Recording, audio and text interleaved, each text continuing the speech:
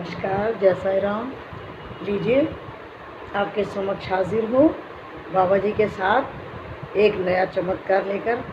कृपा साईं की, आशीर्वाद साईं का, चमत्कार साईं का, अनुभव मेरा। साथियों, काफ़ी पहले की बात बता रही हूँ कि एक बार मैं अपनी बेटी के स्कूल जा रही थी। थर्सडे का दिन था, वीरवार का, और मैं प्रसाद लेकर के बाबा जी का जा रही थी। उन दिनों मैंने छुट्टी की हुई थी और मेरी बेटी के स्कूल में भी 6-7 लोगों का एक ग्रुप है जिसे मैं साईं ग्रुप कहती हूँ। वो सब साईं को मानने वाले हैं। तो उस दिन मैंने किसी कारण से छुट्टी ली हुई थी अपने स्कूल से। तो मैंने हलवा बनाया था बाबा जी के प्रसाद में। मैंने सोचा चलो बिटिया के स्कूल में साईं ग्रुप को दे आती हूँ। तो मैंने अपनी बेटी को फ़ोन किया कि बिटिया मैं आ रही हूँ लंच में और मैं प्रसाद ला रही हूँ बाबा का। तो साईं ग्रुप के लोगों ने कहा, मेरी बेटी ने कहा कि मम्मी आप यहाँ मत आओ, आप जल्दी से पंचशील हॉस्पिटल चले जाओ, वहाँ आपकी बहुत ज़रूरत है। तो मैंने कहा क्या हुआ?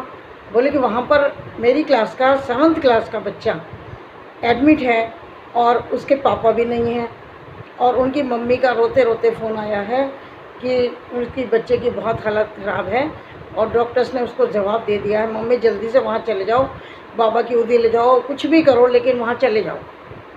मैंने कहा बेटा मैं तो जानती नहीं हूँ कौन बच्चा है कैसे। बोले मम्मी राहुल नाम का बच्चा पूछ लेना, एडमिट है और आप जल्दी वहाँ जाओ।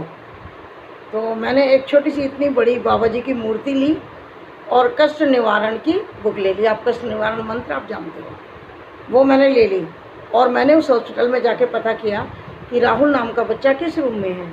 तो मैं वहाँ पर गई, उनकी मम्मी से मिली, मैंने अपना परिचय दिया कि मैं साईं आंटी हूँ और प्रेरणा की मम्मी हूँ जिस क्लास में आपका बच्चा पढ़ता है। तो वो बहुत खुश हो गई, लेकिन रोने भी लगी कि मेरा बच्चा इस तरह से परेशान है। मैंने कहा घबराओ मत। मैं इतनी बड़ी जो मूर्ति बाबा की ले गई थी, मैंने उन बच्चे के सिराने रख दी टेबल पर और मैंने कहा घबराओ मत, बाबा हैं, बिल्कुल ठीक हो जाएगा। तो बोले कि हम तो दीदी पहले ही साईं भक्त हैं। मैंने कहा तो बस चिंता मत करो, आपके डॉक्टर ये आ गए हैं, आप चिंता मत करो, बच्चा आपका बिल्कुल ठीक होगा। तो मैंने उनसे पूछा कि बच्चे को प्रॉब्लम क्या है? बोले पैनक्रियाज में बहुत अधिक प्रॉब्लम हो गई है, बहुत अधिक स्वेलिंग है और डॉक्टर्स ने बिल्कुल जवाब दे दिया है, बस आंटी बाबा भरोसे हैं। मैंने कहा बाबा भरोसे हो तो आराम से रहो, बिल्कुल ठीक हो जाएगा। और मैंने वहाँ पर बैठ कर के कष्ट निवारण मंत्र पढ़ा, उस बच्चे को सुनाया और उदी ले कर के उसको लगा दी और उदी उसको दे भी आई कि तुम उदी इसको तिलक करते रहना और ये कष्ट निवारण मंत्र आप पढ़ते रहना। तो उन्होंने कहा दीदी आप ये मेरे 20 रुपये ले जाओ और अपने बाबा जी के मंदिर में चढ़ा देना, अरदास कर देना। मैंने कहा अरदास पैसों से नहीं होती है, पैसा नहीं चाहिए। तो बोली कि नहीं दीदी मैं किसी मंदिर में जा नहीं सकती ना, तो इसलिए प्लीज़ आप मेरे 20 रुपये बाबा जी को चरणों में अर्पित ज़रूर कर देना। मैंने कहा ठीक है। मैंने ऐसे पल्ला फैला लिया और ऐसे पल्ला फैला के मैंने उसमें 20 रुपये ले लिए। अगले दिन क्या होता है, अब जो चमत्कार आपको बता रही हूँ मैं, अगले दिन क्या होता है कि दोपहर को मैं बाबा जी का भोग लगा रही थी। मैंने पूरी और कुछ आलू शायद बनाए हुए थे और मैं थाली सजा करके बाबा जी को भोग लगा रही थी। इतने में मेरे गेट पर एक बुजुर्ग आ गए, मतलब मांगने वाले तो अच्छा नहीं लग रहा, याचक या जो भी समझो, एक बुजुर्ग व्यक्ति आ गए। तो जब मैंने उनको देखा मैंने कहा बाबा आप खाना खाएंगे? तो बोले बेटा खिलाओगे तो खा लेंगे। तो मैंने उनको बुला लिया और वो मैंने थाली उनको दे दी, उन्होंने भोजन कर लिया। जब वो जाने लगे तो मेरे मन में ख्याल आया कि मैं इनको 10 रुपये दे दूँ।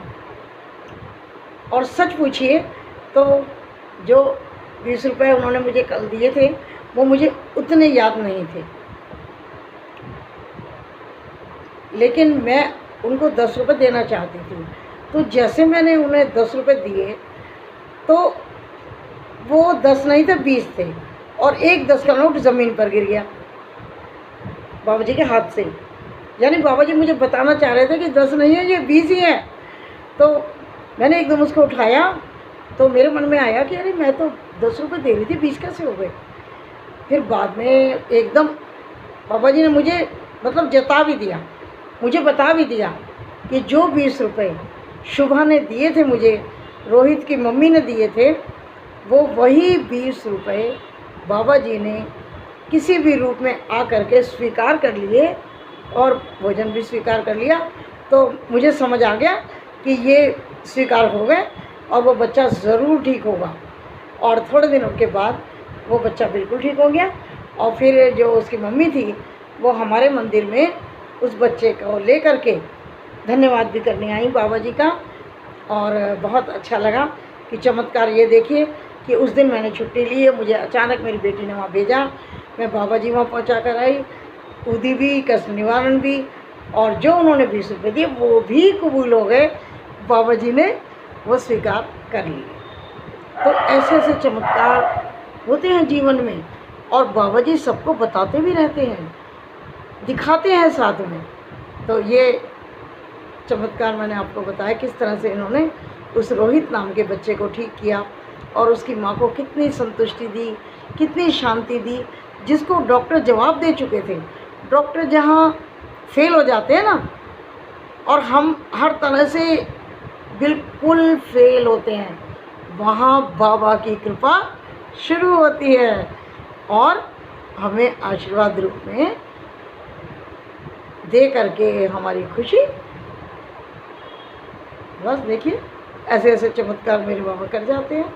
तो अभी फिर मैं आपसे जल्दी मिलती हूँ किसी दूसरे चमत्कार के साथ। चमत्कारों की साथियों कोई कम नहीं, इतना देते हैं कि हमारा दामन छोटा हो जाता है, हमारा दामन छोटा हो जाता है। लेकिन इनका हाथ कभी पीछे नहीं हटता देने के लिए, हमेशा ये अपने हाथ को ऐसा ही रखते हैं। बाबा जी हमेशा ऐसा ही रखना और अपने सब भक्तों पर अपनी कृपा करते रहना। तो चलती हूँ और फिर बहुत जल्दी आपसे मिलती हूँ किसी नए चमत्कार के साथ। तब तक के लिए जय साईं राम, नमस्कार।